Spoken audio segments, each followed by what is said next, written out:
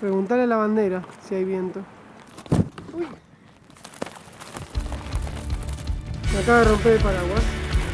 Bueno, estamos viendo por dónde podemos caminar en el castillo porque está lloviendo mucho. Si no me creen, miren la ciudad.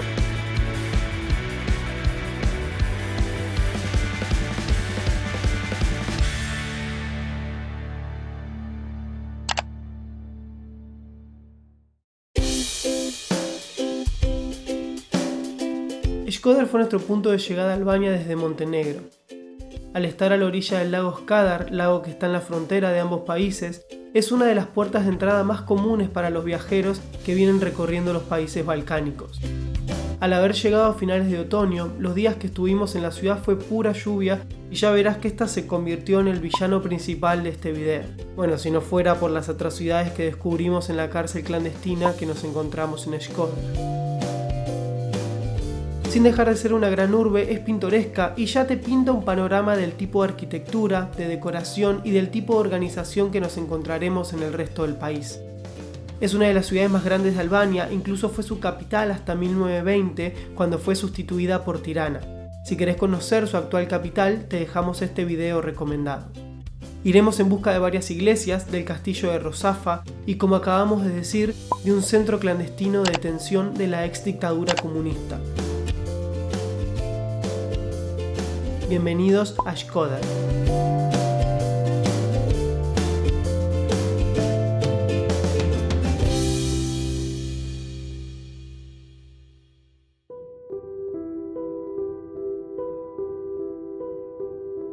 Durante y después de la Segunda Guerra Mundial comienza un periodo muy particular en la historia de Albania.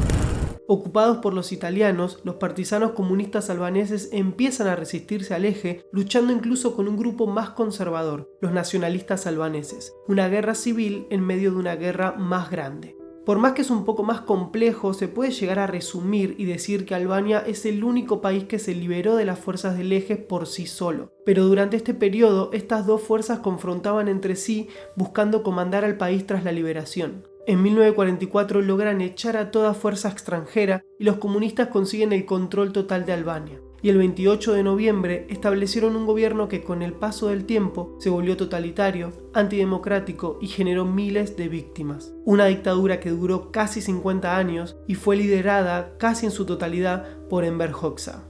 Durante el régimen se abolió la propiedad privada, se igualaron los derechos entre hombres y mujeres, se prohibieron las organizaciones políticas y religiosas y toda libertad de culto. Pero también no solo se le quitó todo derecho a sus contrincantes nacionalistas, sino que con el tiempo comenzaron a atacar a intelectuales, profesores, escritores y otros artistas, religiosos, potenciales políticos, simples civiles que buscaban un mejor futuro en el exterior o cualquiera que se oponga a sus mandatos y hasta miembros de su propio partido.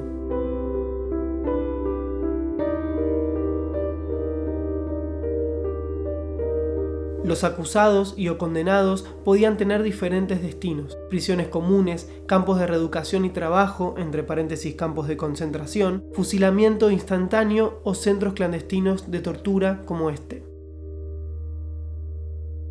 Los números son escalofriantes. Más de 34.000 personas fueron detenidas como prisioneros políticos. Más de 59.000 encerradas en campos de concentración. Casi 1.000 personas murieron en prisión. Más de 600.000 murieron en otros castigos del régimen. Más de 300 sufrieron desórdenes mentales y más de 7.000 murieron agonizantes en el hospital.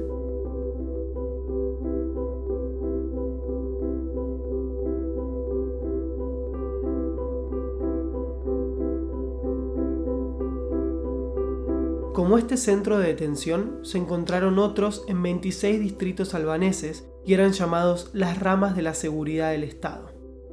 Las celdas eran de 2,2 metros por 1,4 y solo tenían una pequeña entrada de luz natural. Estaban hechas de cemento húmedo y frío. La comida generalmente era pan negro y agua fría. Solo podían ir al baño por 2 minutos, sin zapatos, sin hablar y siempre acompañados por un guardia.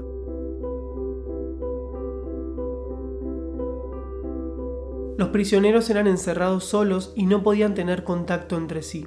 Normalmente eran interrogados 2 veces al día en salas como esta y se utilizaban todo tipo de torturas físicas y psicológicas que variaban según la persona para intimidar y obtener confesiones de cargos o crímenes que a veces ni siquiera se habían cometido.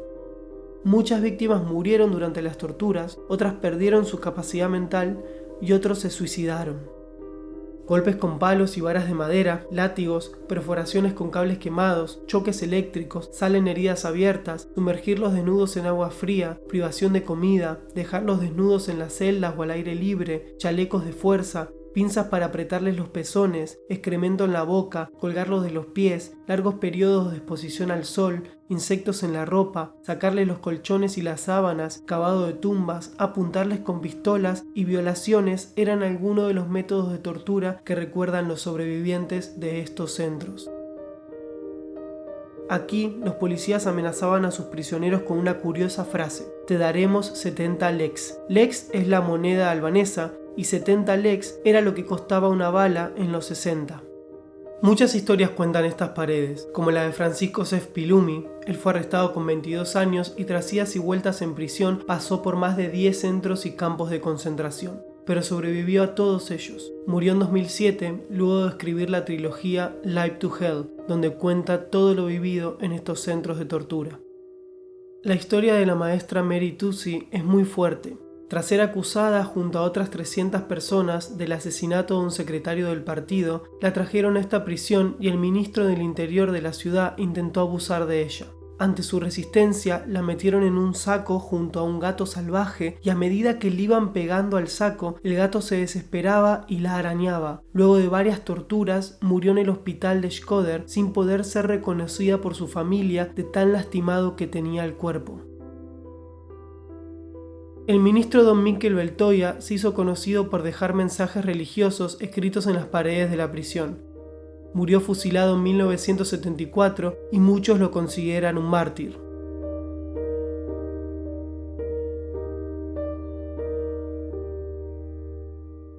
En 1985, tras 41 años de gobierno, muere Enver Hoxha y con él comienza a morir su modelo de país. En 1987 se empiezan a tomar medidas más democráticas y se cierran los campos de concentración. En el 89, la caída del muro de Berlín se convirtió en símbolo de esperanza para la mayoría de la población que estaba harta de la dictadura comunista, y el 20 de febrero de 1991, ante unas protestas masivas, la estatua de Enver Hoxha es destruida en la plaza principal de Tirana. Después de 48 años de régimen totalitario, la oposición gana las elecciones y Albania comienza su proceso democrático. Pero las víctimas no se olvidan y aún el país trabaja por curar las heridas de este oscuro pasado. La verdad que siempre es difícil hablar de estos temas y más cuando uno lo tiene presente incluso en su país o en todos los países latinoamericanos también han sufrido algo de esto, en particular como todo lo contrario, ¿no? Porque nuestras dictaduras eran siempre anticomunistas y esta era una dictadura comunista que hizo exactamente lo mismo, así que es como, la verdad es que es muy interesante aprender sobre el tema, como me pasó, siento lo mismo que en el museo, que cuando estuvimos en el Museo de la Memoria en Santiago de Chile, el hecho de sentirnos como hermanos, digamos, sino el hecho de sufrieron lo mismo que sufrimos nosotros, quizás en otros países donde estuvimos, donde hubo guerra, obviamente uno siente un montón de cosas, pero esto es como que lo tuvimos muy presente también no hace muchos años en nuestro país, en toda nuestra región. Entonces la verdad es que para mí valió mucho la pena venir, sentirnos tan identificados con su historia. Y el museo la verdad que está muy completo, tiene contenido audiovisual que es muy impresionante. Bueno, las fotos de las víctimas, la información que te dice es como un pantallazo rápido de todos estos años de dictadura comunista, y es muy fuerte irse para atrás y ver todos las celdas, todo lo que pasó ahí dentro, y sobre todo el segundo piso, cómo está ambientado en el sentido de tener solamente luz natural, hace que te corran escalofríos por todo el cuerpo. La verdad es que para mí particularmente vale la pena venir al museo.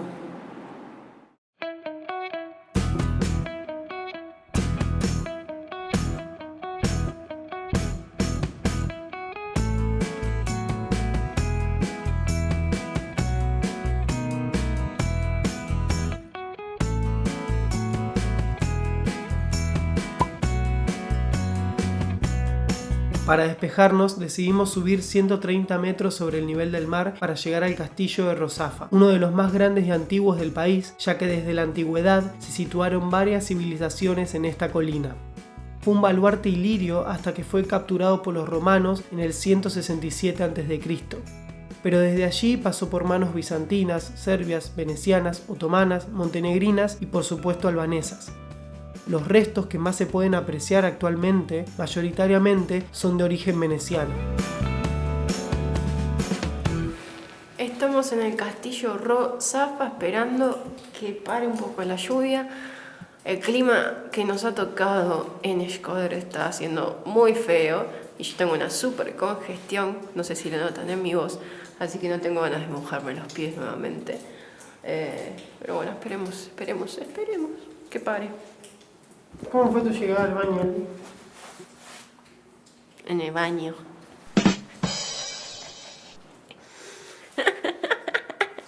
Es verdad, porque en la frontera fuiste al baño. Sí. Bueno, estamos viendo por dónde podemos caminar en el castillo porque está lloviendo mucho. Si no me creen, miren la ciudad.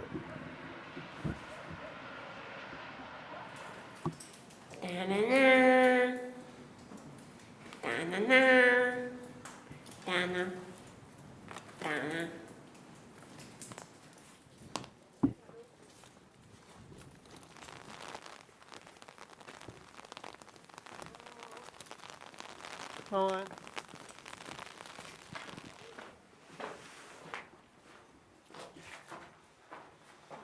Hay alguien escondido entre dos paraguas. ¿Quién será? ¿Quién será? Oh. Enfermucha. Por más que estés de viaje, ¿cuáles serían tus planes en un día de lluvia? Si no estuviese enferma, recorrería igual la ciudad con un piloto y botas, esencial para la lluvia, cosa que no tenemos ahora porque todo nuestro equipaje o gran parte está en la casa de un familiar en Italia. Y otro plan alternativo sería Netflix o simplemente quedarse viendo una película o algo de eso y comer mucho como siempre. Pero ahora estás enferma y igualmente estás recorriendo. Sí, porque soy tonta y no me cuido. Ma, no me retes. Estás refugiada en un castillo. Que ahora me puedo decir, me refugié en un castillo de la tormenta.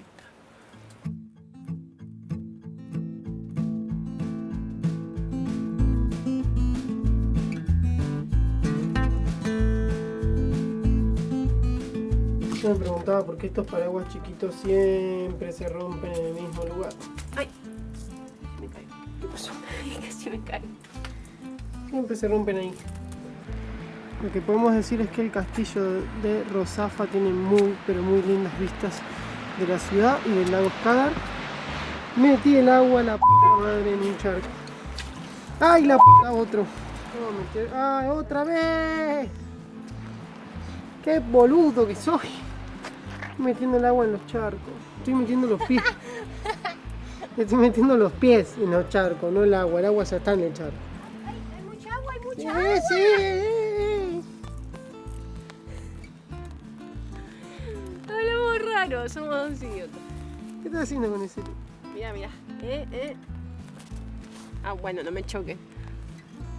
Ahí la banderita va directo. Se va para el Instagram. Uy. Me acaba de romper el paraguas.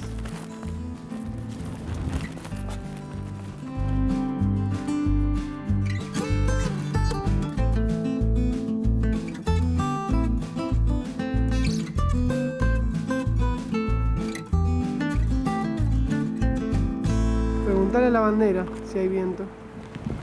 El museo te lo cobran aparte, pero está cerrado por temporada. Bueno, finalmente, según después lo que dijo Gus, apareció un señor en la puerta del museo diciendo si queríamos entrar. Así que pudimos entrar. La entrada se paga aparte, sale 150 lex, que será un poquito más de €1. Y bueno, tiene 2 pisos, como un recorrido histórico por las cosas que se encontraron en el territorio del castillo y en general en la ciudad. Así que vamos a chusmear. Y la entrada al castillo además cuesta 200, o sea que si quieren hacer todo serían 350 lex.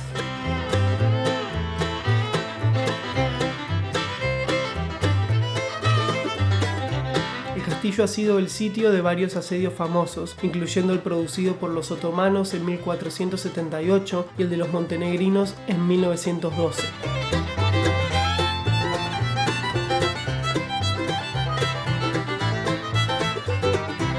La exhibición fue una buena excusa para resguardarnos de la lluvia, pero también recomendable si te gusta apreciar objetos, sobre todo de la época medieval.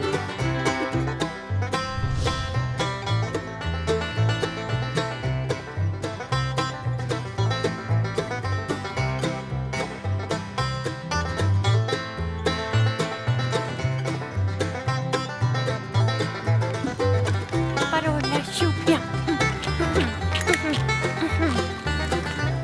Ahora vamos a bajar por ahí. Esto, y hay como 2 pasillos. Más, acá también hay. O sea, puedes bajar por 2 escaleras, yo voy a bajar por una. Vamos a ver qué hay.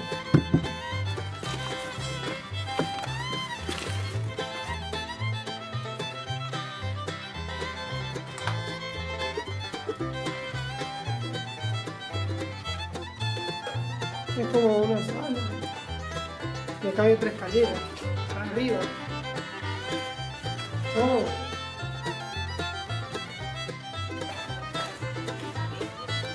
Y ahora estoy acá. Ahí está el lado otra vez. Por ahí. Es que no, sí, acá no se puede salir. Está la bandera, la mesa. Bueno, ahora que paró la lluvia les contamos rápido que eso que ven ahí solía ser una iglesia que hicieron los venecianos y después cuando vinieron los otomanos la agarraron y la construyeron, la hicieron mezquita y ahora está así como la ven.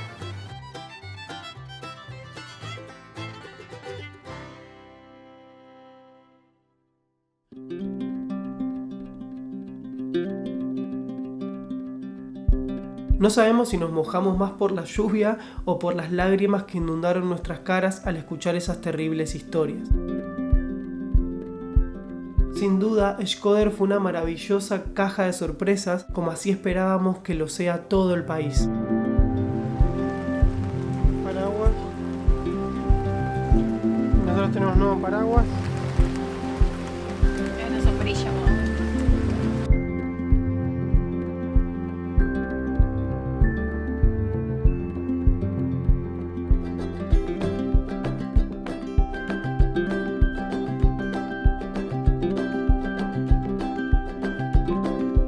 Si te gustó el video, ayúdanos dejando tu like y un comentario y suscribiéndote si te interesa este tipo de contenidos.